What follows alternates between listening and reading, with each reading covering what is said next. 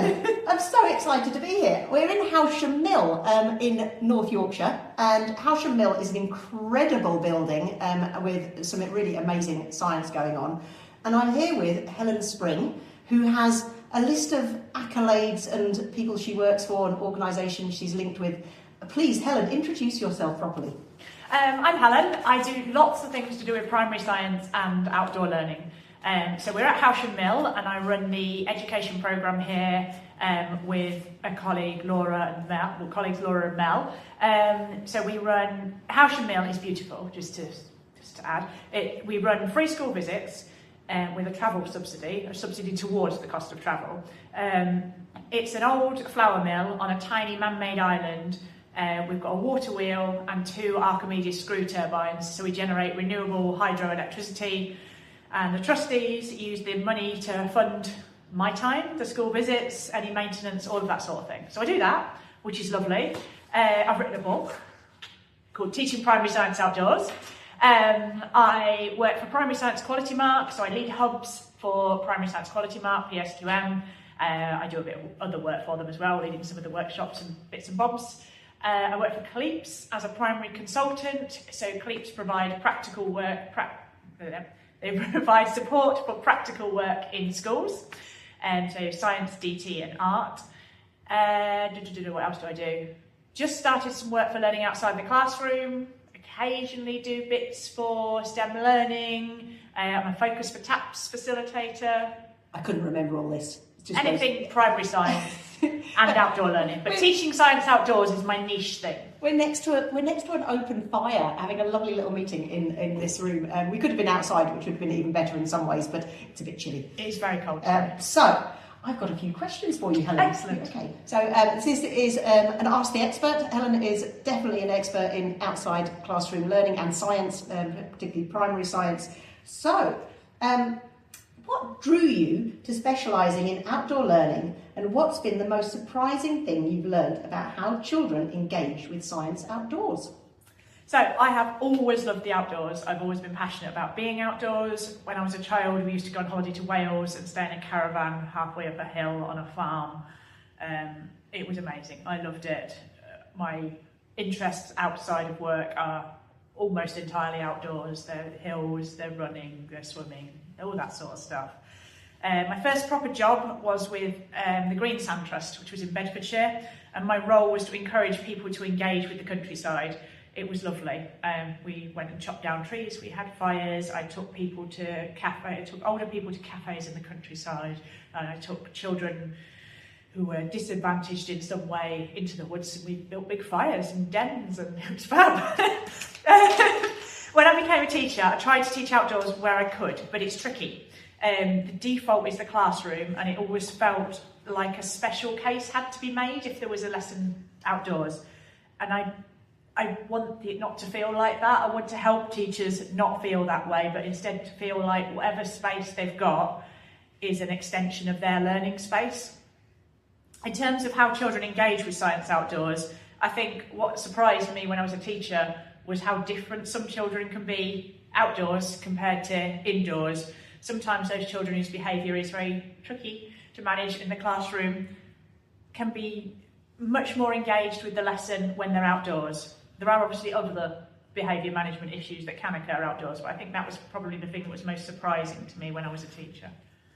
Fantastic. I think being outside, we talk a lot about, taking kids outside, but actually if you follow a kid through a standard set of lessons, 5 lessons, in the day will be inside, more often than not, unless it's for PE. And I love what they do in Scotland. They've made outside learning mandatory. For teachers who feel nervous, and let's face it, all teachers could say, ooh, the big outside. For teachers who feel nervous about taking learning outside, what's one small step that they could take? So I think you start with doing something for a really short time that you're already really confident at doing. So if literacy reading is your thing, take the kids outdoors, read a story, or do a bit of guided reading outdoors. If maths is your thing, do a starter game or a starter activity outdoors. Something you are already happy and confident doing, and just do it outdoors. Don't feel it has to be the whole lesson. Don't feel it has to be to do with the outdoors. just something that you would know how to do in the classroom, do that outdoors, come back in. I think that would be a good starting point. Just even if it's 10 minutes and just, take them out of the seats. How can teachers make meaningful science learning happen outdoors, even if they have limited space or if it's a small playground or courtyard? So quite a lot of schools, I was in the first school the other day and it's literally just got a small yard about the same size as this room. What can they do? Can they still use that space? I think so, yes. Not a surprise that I said yes to that. But so I think just like what I said before about doing small things outdoors that you could just as easily do in the classroom, you could do those mostly in a sort of concrete yard. I think one really simple activity that's relatively easy to do outdoors if you've got a hard surface is just chalk on the playground.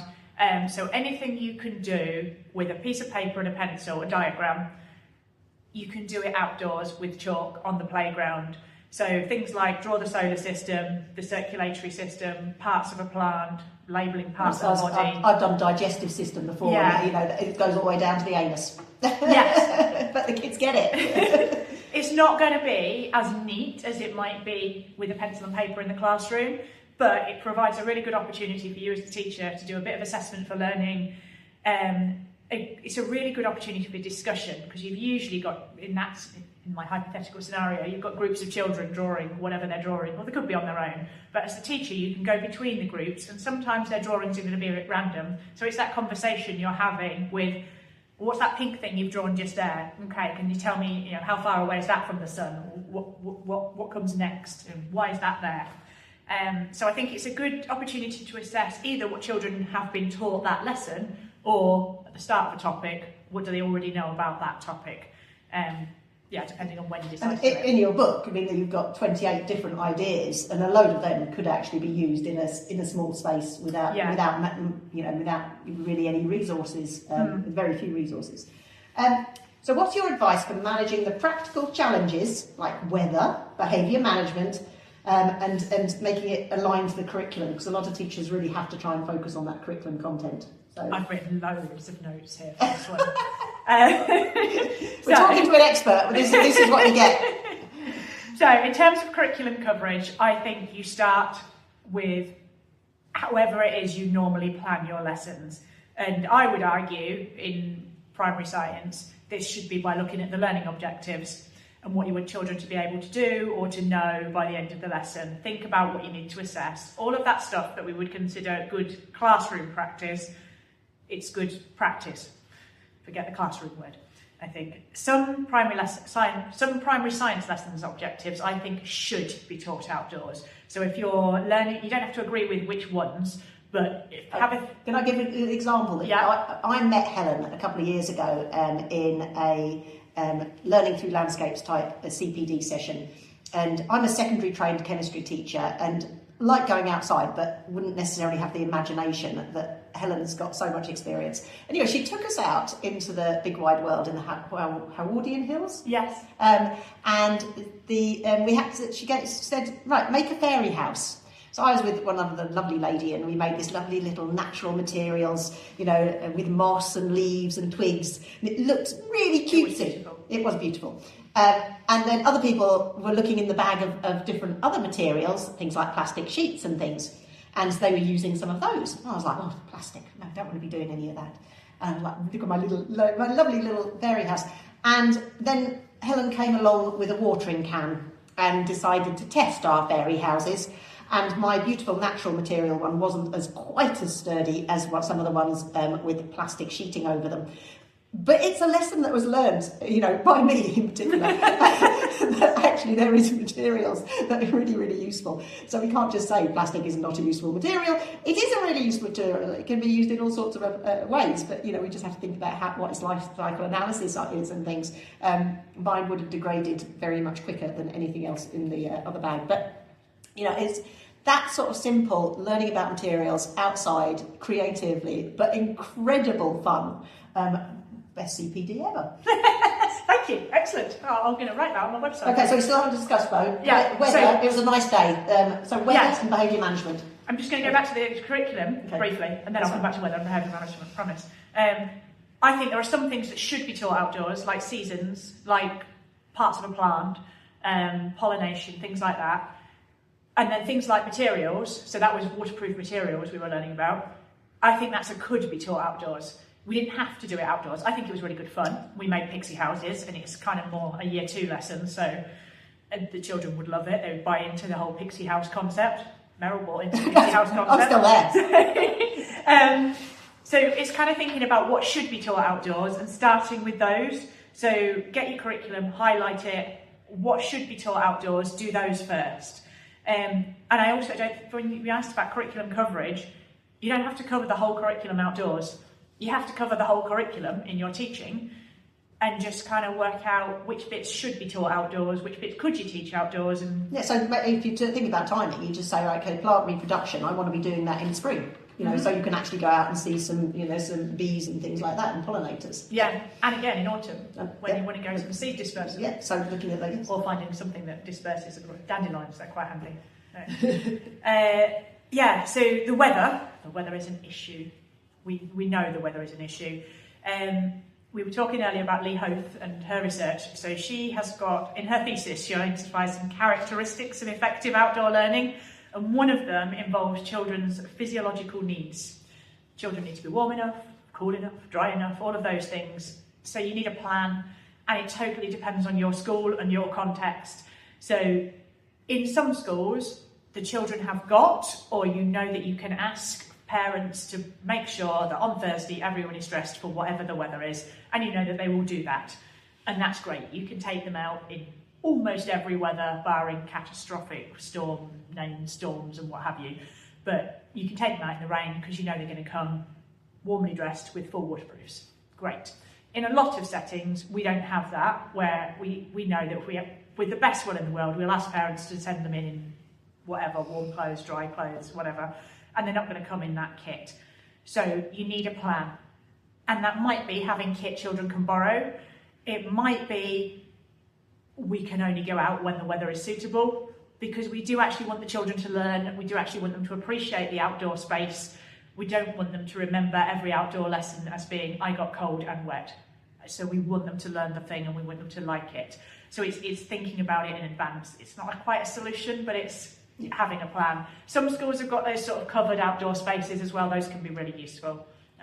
So there's options. And actually having covered outside space nowadays is not only for protection from the rain, but also with maybe really hot days. Yeah, so actually all schools should probably be having some shaded space outside over the next few years. Behaviour management is also a thing that I'm going to go back to Lee Hoth's characteristics of effective outdoor learning. So she's got 5 characteristics. One of them is about the physiological needs, but there's a couple about transition. So how do you get the children from in the classroom to outside, and how do you get the children from out the classroom back to in? So you just need a plan. It doesn't have to be a written plan, but where do they put their wellies on if it's wellies? Where do they change into their outdoor shoes? Where do they put their coats on? Do you want them to stand in a line behind you and walk silently across the field? Do you want them to run across the field and meet you under the tree?